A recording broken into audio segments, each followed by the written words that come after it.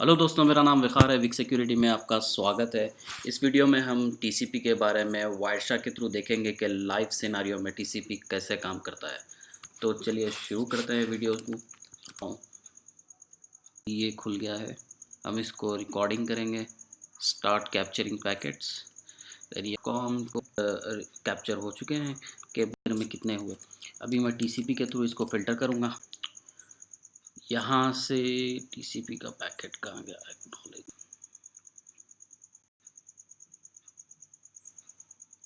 सिन यहाँ से TCP packet शुरू तो टीसीपी कर दूंगा। चलिए, यहाँ से हमारा टीसीपी पैकेट शुरू हुआ है। ये देखिए, फर्स्ट मेरा होस्ट आईपी एड्रेस है 10.0.3.15। यहाँ से मैंने डेस्टिनेशन जो कि गूगल का आईपी एड्रेस है, वो इसको रिक्वेस्ट करेगा सिन हेडर के थ्रू। ये यहाँ से हम देखेंगे कि क्या हेडर में क्या है। मैंने आपको पहले भी बताया था मेरे पार्ट 1 के वीडियो में कि सोर्स पोर्ट नंबर जो है, पोर्ट नंबर जब भी आप कोई ब्राउज़र खोलते हो तो ब्राउज़र आपको एक रैंडम पोर्ट नंबर दे देता है। तो यहाँ पर ये दिया है 41,318 पोर्ट नंबर। तो हम हेडर के अंदर हम यहाँ पे सोर्स पोर्ट डालेंगे कि ये सोर्स पोर्ट है, और डेस्टिनेशन पोर्ट 443। ये 443 इस वास्ते है कि google.com एक सिक्योर्ड वेबसाइट है, तो इसके लिए HTTPS यूज़ होता है। HTTPS एक वेल नोन पोर्ट नंबर है जो 443 यूज़ करता है, और HTTP जो नॉर्मल है वो सिक्योर नहीं होता है और वो पोर्ट यूज़ करता है 80।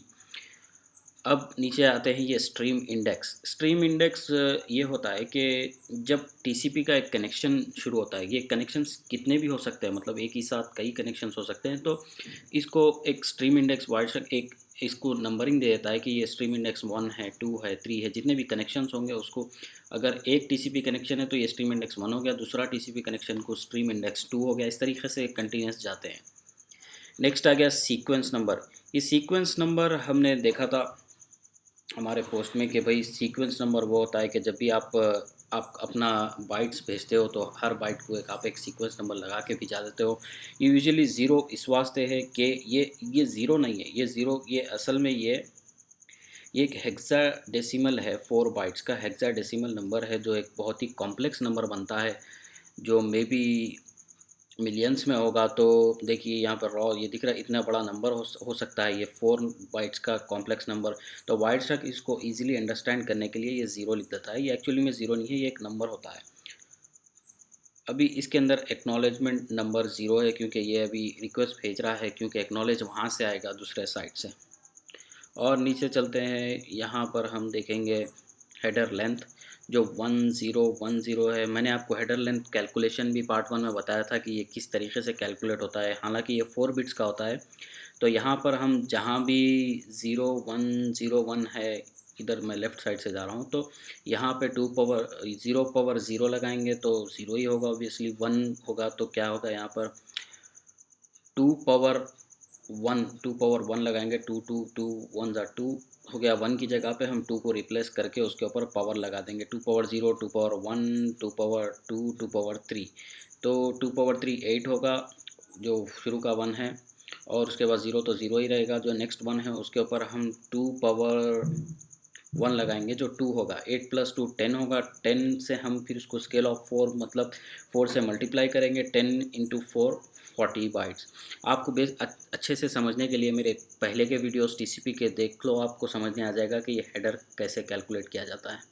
अब नेक्स्ट हेडर लेंथ के बाद आता है फ्लैग्स। फ्लैग्स में भी हम थोड़ा सा जान लेंगे कि क्या क्या फ्लैग्स था। रिज़र्व पे तो नॉट सेट है, रिज़र्व के जो बाइट्स होते हैं वो नॉट सेट होते हैं। उसके बाद आता है हमारे को फ्लैग्स। फ्लैग्स के अंदर शुरू का फर्स्ट वो है सिर्फ एक सिन सेट हो गया। मैंने बताया था कि जब भी आप कोई फर्स्ट पैकेट आप भेजते हो तो वो बताते हो सिन, ये सिन पैकेट है, ये फर्स्ट पैकेट जा रहा है, ये सिन है बोल के। सिर्फ एक फर्स्ट पैकेट में सिर्फ सिन फ्लैग ही रेज होगा, बाकी के सब फ्लैग्स नॉर्मल नॉट सेट है। अभी हम नीचे चले आते हैं। विंडोज साइज़, ये देख रहे हो विंडोज साइज़ जो है 64,240, जो maximum data bytes of data मैं रिसीव कर सकता हूँ एट ए टाइम, वो विंडोज साइज़ होता है। और ये कैलकुलेटेड विंडोज साइज़ 64,240 है। फिर नीचे चलते हैं, चेक सम हेडर, जब भाई वो एरर होगा तो वो चेक कर लेगा। अर्जेंट पॉइंटर, अगर मेरे फ्लैग के अंदर अर्जेंट फ्लैग रेज होके नहीं है, जो सेट नहीं है, अगर वो सेट होता तो यहाँ पर अर्जेंट पॉइंटर होता कि वो कौन सा डेटा अर्जेंट है जो भिजाना है, करना है, उसका वो देख लेगा। ऑप्शंस, ऑप्शंस के अंदर हम देखते हैं कि ये सेगमेंट साइज़ है 1460। मैं आपको बताया था मैक्सिमम सेगमेंट साइज़ मतलब कि भाई ट्रांसपोर्ट हेडर एक सेगमेंट बनाता है, बाइट्स को कलेक्ट करते करके, बाइट्स जब भी डेटा आएगा वो डेटा को कलेक्ट करके एक सेगमेंट बनाता है।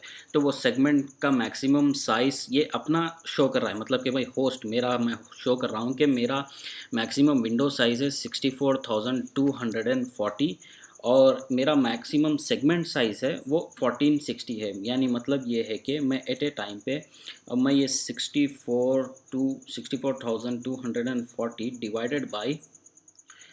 डिवाइडेड बाई इसका मैक्सिमम सेगमेंट साइज हो गया 1460, तो 44 एट ए टाइम मैं 44 सेगमेंट्स रिसीव कर सकता हूँ। ये मैं 40 बोल के भेज दूंगा, वो दूसरा कैलकुलेट करेगा। अभी हमें एग्री नहीं हुए हैं, ये 1460 जो मैक्सिमम सेगमेंट साइज़ है ये पहले उधर जाएगा, सर्वर फिर अपना मैक्सिमम सेगमेंट साइज़ भेजेगा, और जो लोअर मैक्सिमम सेगमेंट साइज़ होगा वो दोनों पार्टीज, दोनों होस्ट उस पर एग्री होंगे कि अगर मेरा 1460 है और अगर सर्वर का है 1260 और 1200 बाइट्स, तो हम 1200 पर ही राज़ी हो जाएंगे। तो ये होस्ट भी 1200 भेजेगा और वो भी 1200 भेजेगा मैक्सिमम सेगमेंट साइज़।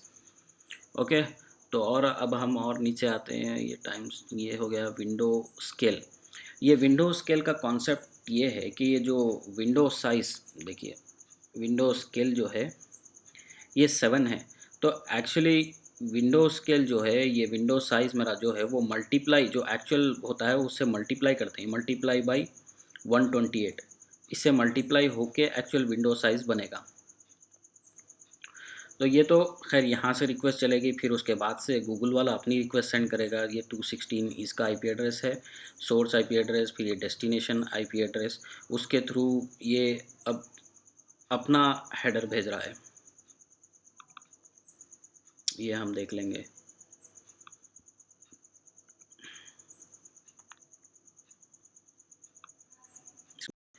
ये देखिए सोर्स पोर्ट नंबर, अब उस टाइम पे एक रैंडम पोर्ट नंबर था, यहाँ पे अगर हम देखें, इसको क्लिक करें तो यहाँ पे सोर्स पोर्ट नंबर था 41,318, और यहाँ पे मतलब 443 से आ रहा है, ट्रैफिक 443 से आ रहा है, और ये पहुँच रहा है 41,318 डेस्टिनेशन पोर्ट नंबर पे। तो ये पोर्ट नंबर एक चैनल बनाते हैं कि भाई इस जगह से ये ट्रैफिक जाएगा, इस जगह से ये रिसीव होगा, इस तरीके से बनाते हैं। तो हर एप्लीकेशन अपना एक पोर्ट नंबर यूज़ करता है जिसके थ्रू वो ट्रैफिक सेंड करता है और ट्रैफिक रिसीव करता है। ये बेसिकली अगर हम एक ही साथ हर एक 10 एप्लीकेशंस एक ही साथ डेटा भेजना शुरू करें तो वो मिक्स हो जाएगा कि भाई ये कैसा जाएगा, दूसरी जगह कौन कैसा पहचानेगा। इसके लिए हम पोर्ट नंबर्स यूज़ करते हैं कि एक पोर्ट नंबर एक सेपरेट चैनल बनाता है कि ये एप्लीकेशन ये पोर्ट नंबर से ही डेटा भेजेगा, और यही पोर्ट नंबर यही एप्लीकेशन यही पोर्ट नंबर से डेटा रिसीव करेगा। अब यहाँ पे यही कनेक्शन इंडेक्स 1 है स्ट्रीम, फिर सीक्वेंस नंबर 0, ये एक्चुअल में एक डिजिट नंबर्स होता है, ये हेक्साडेसिमल, यहाँ पर अब जब आप देख रहे हो 4 बाइट्स का हेक्साडेसिमल नंबर होता है। ये बहुत ही कॉम्प्लेक्स होता है, इसके लिए वाइट शार्क हम आपको अंडरस्टैंडिंग के वास्ते इसको 0 ही रखता है। ये नेक्स्ट सीक्वेंस नंबर 1 होगा। ये एक्नॉलेजमेंट नंबर, वहाँ पर एक्नॉलेज नंबर 0 था क्योंकि हम एक्नॉलेज नहीं कर रहे थे, बट यहाँ पे एक्नॉलेज नंबर 1 है, वो अपने को बोलेगा कि भाई हाँ मैंने एक्नॉलेजमेंट नंबर रिसीव कर लिया है, मैंने आपका बाइट्स रिसीव कर लिया, और अब ये अपने आप को एडवर्टाइज़ करेगा कि मेरा विंडो साइज़ क्या है, मेरा मैक्सिमम सेगमेंट साइज़ क्या है, वगैरह वगैरह, कि मैं कितना रिसीव कर सकूँगा क्या है। अब ये हेडर लेंथ वहाँ पर हम कैलकुलेट करे थे वो था 1010, यहाँ पर है 0110, 24 बाइट्स का है, यानी अगर 2 पावर ये 0 तो 0 ही रहेगा, यहाँ पे 1 की जगह हम 2 लगाएंगे, 2 पावर 1 2 रहेगा, और प्लस यहाँ पे 1 है 2 पावर 2, 2 2 4, 4 प्लस 2 6 हो गया, 0 तो 0 ही रहेगा, 6 4 24, यहाँ पर ये आ गया। अब ये सिन एक इसके फ्लैग्स देखते हैं हम, इसमें फ्लैग्स में है एक्नॉलेजमेंट आया है तो एक्नॉलेजमेंट का फ्लैग सेट हो गया। अर्जेंट तो कोई नहीं है, पुश भी नहीं है कि भाई कोई डेटा जब का जब चले जाए। ये रीसेट भी हमें कनेक्शन करने की ज़रूरत नहीं है। सिन के अंदर ये इसका फर्स्ट पैकेट है, इस बात ये अपने आप को सिन बल्कि ये भी फ्लैग सेट करे हुआ है। फिनिश क्योंकि ये लास्ट पैकेट नहीं है इस वास्ते ये फिन 0 है। अब नेक्स्ट में जाते हैं विंडो साइज़। इसका विंडो साइज़ है 65,535। ये अपना विंडो साइज़ भेजा है। अब हम नीचे जाते हैं, चेकसम कुछ भी नहीं है, अर्जेंट पॉइंटर भी फ्लैग नहीं है, अर्जेंट पॉइंटर तो अर्जेंट पॉइंटर ऐसे ही रहेगा। अब maximum segment size, maximum segment size देख लीजिए यहाँ पर 1460 है और यहाँ पर क्या है मैक्सिमम सेगमेंट साइज़ इसका भी 1460 है। तो ये दोनों ही 1460 पर एग्री हो जाएंगे। तो 1460 मतलब अब गूगल वाला जो है इसका विंडो साइज़ को कैलकुलेट करेगा कि भाई इसका है विंडो साइज़ 41,318 डिवाइडेड बाय 1460। तो ये 28.3 segments at a time receive कर पाएगा गूगल वाला। रादर मेरा होस्ट मैं 44 सेगमेंट्स रिसीव कर पाऊँगा। ये कैसे कैलकुलेट होता है बोले तो जितना हमारा मैक्सिमम सेगमेंट साइज़ होता है उसको हम क्या बोलते हैं, विंडो साइज़ जितना हमारा कैलकुलेट बनता है उससे हम मैक्सिमम सेगमेंट साइज़ को डिवाइड करते हैं और जितने नंबर आएगा उतने सेगमेंट्स वो रिसीव कर पाएगा एट ए टाइम पे। नेक्स्ट आता है अर्जेंट पॉइंटर। हमारा अर्जेंट फ्लैग तो कुछ भी नहीं है तो इसके वास्ते वो हो जाएगा। नेक्स्ट है ऑप्शंस। ऑप्शंस में हम देखेंगे मैक्सिमम सेगमेंट साइज़ ये है, ये एनालिसिस कर रहा है सिक्का के फ्रेम का क्या है, फिर ये टाइम स्टैम्प्स के भाई कौन सा फर्स्ट स्ट्रीम कब आया था, टाइम क्या है, ये टाइम स्टैम्प्स होते हैं। नेक्स्ट हम देखेंगे एक्नॉलेज, मतलब कि भाई थर्ड मैसेज, थर्ड हैंडशेक का 3 वे हैंडशेक रूल में थर्ड जो मैसेज जाएगा होस्ट के ज़रिए कि हाँ एक्नॉलेज्ड बोल के, वो हम भेजते हैं। फिर यहाँ पर सोर्स पोर्ट चेंज हो गया क्योंकि ये जो मेरा है ओरिजिन ये डालेगा, फिर डेस्टिनेशन गूगल का जो 443 के थ्रू जाएगा वो होगा। फिर यहाँ पर सीक्वेंस नंबर जो एक कॉम्प्लेक्स नंबर होता है वो डाल देगा।